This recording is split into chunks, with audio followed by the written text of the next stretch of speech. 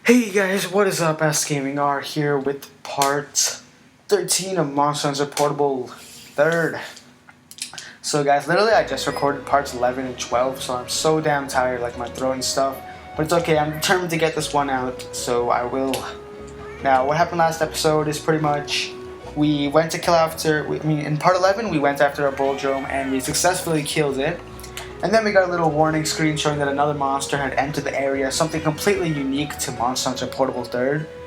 So I decided to go explore it. I found the monster. It was actually a Janalga, which is the flagship monster of Monster Hunter Portable 3rd. So if you search up Monster Hunter Portable 3rd in Google, I'm sure one of the first images you get will be of a monster, like a blue and yellow, kind of scaly looking freak bag, and that is the thing we just faced. Of course, I didn't kill it because my weaponry is not good enough to tackle a monster of that proportion and power, but I did aim to cut off the tail. Unfortunately, I failed because I ended up using so many Mega Potions. Actually, I used 9 Mega Potions, which I was in complete scarcity of, and all my potions as well. And then I got unconscious, and when you get unconscious, you lose money. So I decided, well, I'm just gonna go back to the village. I did still get the Bulldrome reward, so it's not like I lost the quest or anything. So everything is fine. Now, just to save you guys convenience, I decided to do all the farm crap pre-hands, so you guys don't have to get bored by that nonsense. But I have forgotten to do the spa now that I've been reminded. But I really want to start these Monster Hunter videos going straight into quests, so I don't lose you guys from the beginning. Look at this purple sauna. It looks nice. You know, if you find the purple sauna somewhere in the world, you would definitely just want to sit and chill in that. Like, I wouldn't want to get up and go and wear gear and fight monsters or crap like that and do gathering, get my hands dirty. I mean, I just want to sit in a purple spa and play with duckies, which you can't do in Monster Hunter if you checked out my previous vids. But yeah, you can just lay duckies on the water. It's actually really fun. And occasionally, like when you lay a certain amount of duckies, you get a special ducky, which is a Kirapeko, special type of ducky. I don't know what the hell I'm talking about. Let's move on.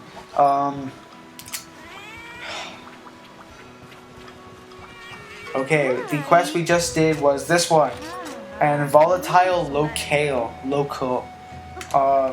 Just remember that this is a translated game, so I think it should have just been called like Monster Alert or something like that. There, it doesn't matter. You know, this quest for today, I think I'm gonna do. You know, I guess I'll show you guys the Ludroths because you guys haven't seen them yet. They're pretty much these scaly D-bags as well.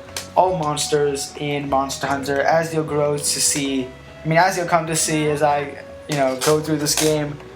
I pretty much call every single monster a D-bag just because every monster has that one D-bag move or that one D-bag appearance. Like, some monsters are really ugly that it just takes away, it distracts you from the actual moves that they're making.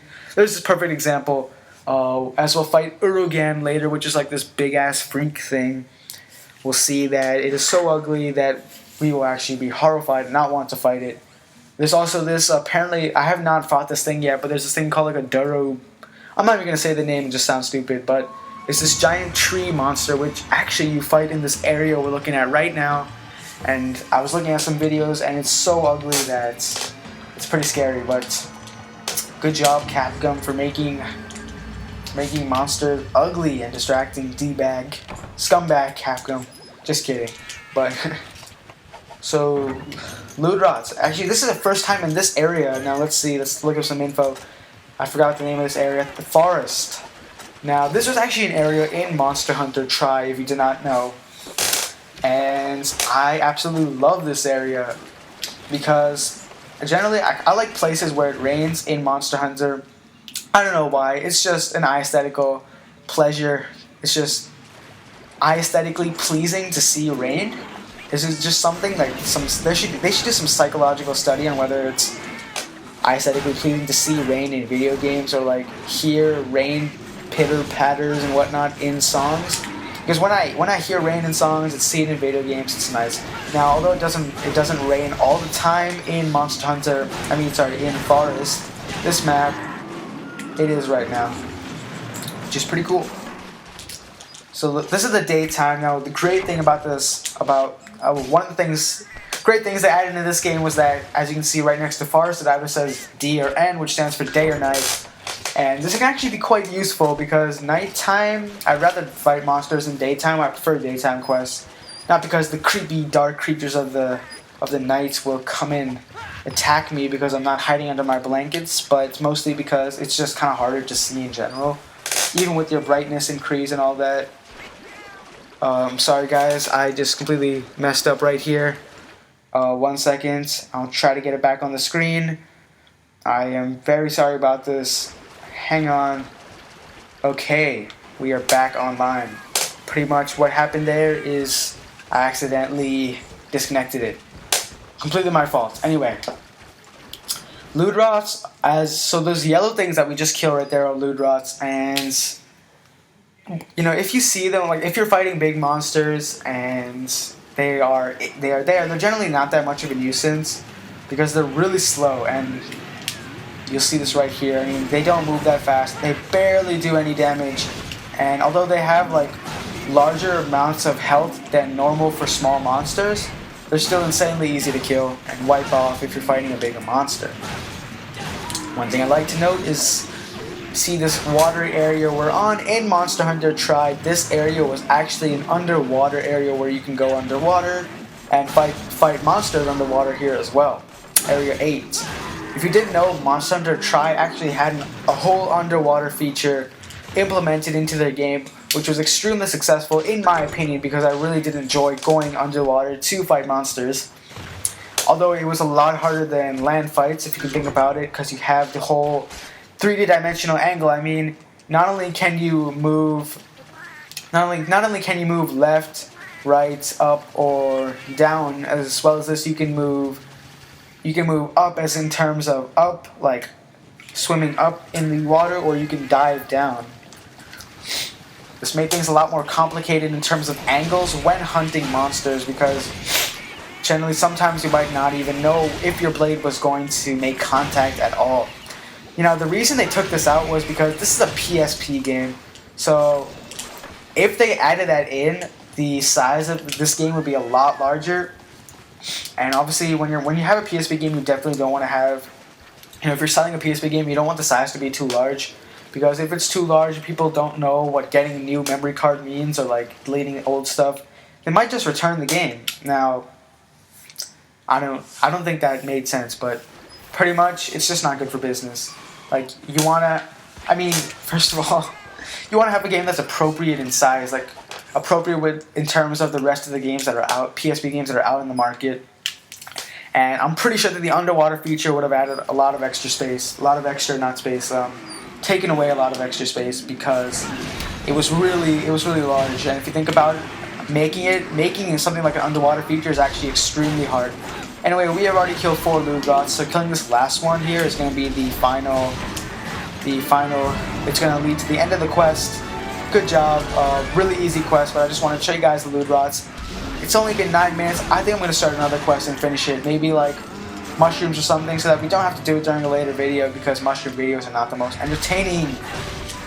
This is an example of a pierogi, as I was talking about before. It's like this frog-like reptilian, very similar to Jaggy in the way that, you know, the way they stand and their attacks, but I believe it also has a poison gland in its neck, so it can emit poison. Now this is annoying, but like if you're fighting larger monsters and a pierogi spits poison onto you, you get poisoned. But generally the poison wears off after a short time, so you shouldn't be in too much of a bad state. Oh, it's quite sad. I hate when that happens. Carving and then the body suddenly disappears. Like, where would it go? I mean, pretty sure animal bodies can't go to animal heaven that fast. Like, why did it feel the need to ascend so fast? I mean, its soul must have been pretty damn tortured. Anyway, quest completed, there we go. Now, let's see. The rewards, well, I'm gonna get some good Ludroth stuff. Now, Ludroth armor and weapons. Generally, I hate Ludroth armor and weapons because they just suck.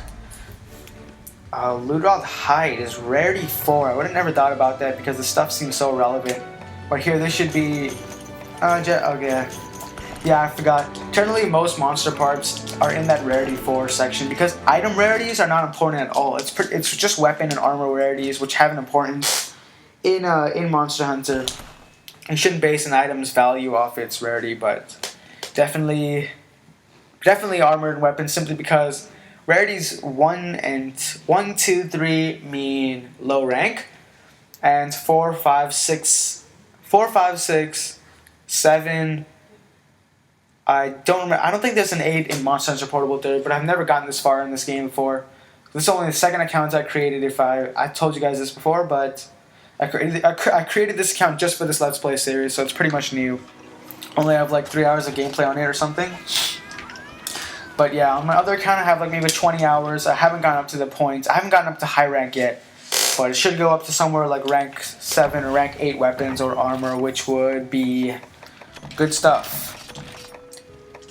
High rank. So let's deposit all this now.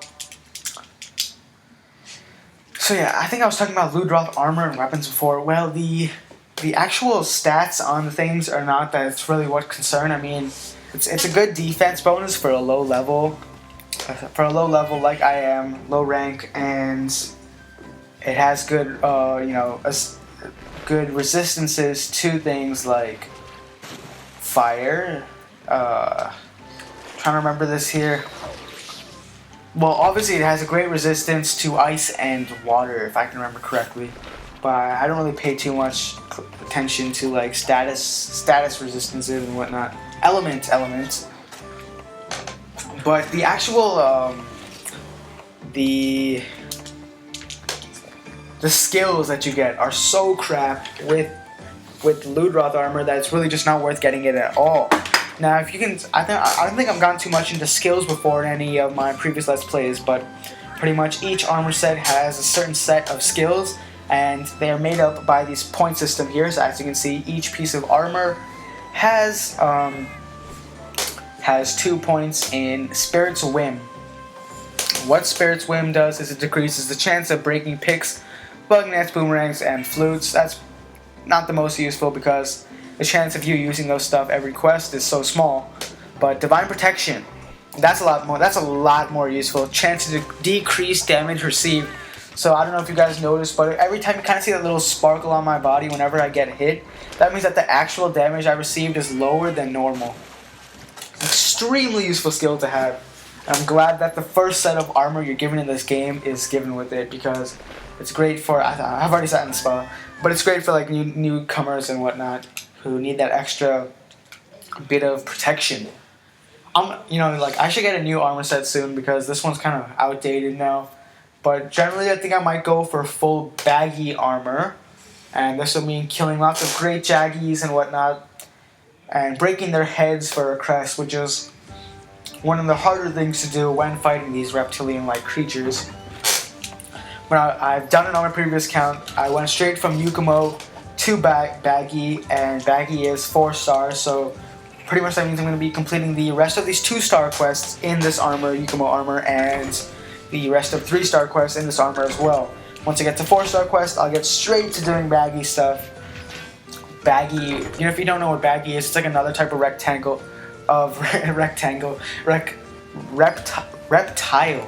Damn, doing 3 commentaries in a row is hard, but another type of reptile, and pretty much they are similar to jaggies. Pierogies also, in the way that they don't have a poisonous sac in their throat, poisonous gland, but rather a sleep gland. If they hit you with that, you go to sleep. And if you get hit though when you're in sleep, you wake up. We'll see that later on though. For now, pretty much this video has come to an end. I want to keep this under 15 minutes as well. I'm going to finish up with this farm stuff here. I'm going to go straight outside. I think we have like 30 seconds left or something. I'm going to go straight outside and check weapon upgrades because I said I was going to show you guys that before. Let me just bank this stuff here. There we go. Yep, let's go outside. Now, weapon upgrades, armor upgrades, as I said. So baggy armor is what I'll probably get next. But as for weapons, I want to expand not only in longswords, but I'm going to try using hammers, bowguns, crossbows, all that good stuff. The problem is that I'm so used to longswords now that it's really hard to change. But I'm pretty sure I'll be able to. Anyway, weapon craft, so like upgrade this weapon. So